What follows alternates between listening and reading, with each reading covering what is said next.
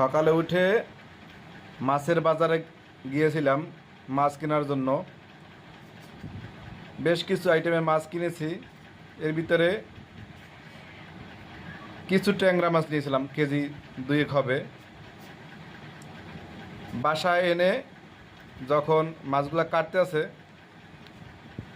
এরপরে দেখতেছি এর পেট থেকে এক একটা মাছের পেট থেকে কমপক্ষে 20 গ্রাম এবং খৈর ভুসি পেটের ভিতরে। প্রত্যেকটা মাছের ভিতরে খৈর এবং ভুসি পেটের ভিতর থেকে বেরাচ্ছে। আসলে এগুলো তো নদীর মাছ। এই নদীর মাছগুলো, নদীর মাছ ঠিক আছে, কিন্তু যারা অসাধু ব্যবসায়ী তারা এগুলা এনে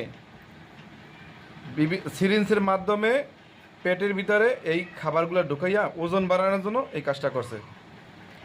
এখন আমি 2 কেজি মাছ কিনে নিয়ে আসছি।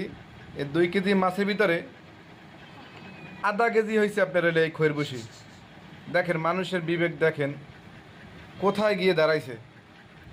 তারা নিজেরা মুনাফা লাভের জন্য মানুষকে কীভাবে ঠকাচ্ছে। আসলে এইভাবে ঠকাইয়ে কোনো দিন মানুষ ভালো কিছু করতে পারে না।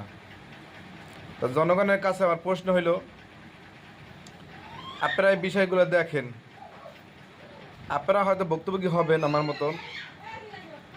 এটি আসলে আমাদের দেশের, বাংলাদেশের জনগণ হিসেবে আমাদের এটা কাম্য মোটেই নয়। এই ধরনের অসাধু ব্যবসায়ীকে আমি ধিক্কার জানাই। আসসালামু আলাইকুম। জনস্বার্থে ভিডিওটি প্রচার করে দিবেন।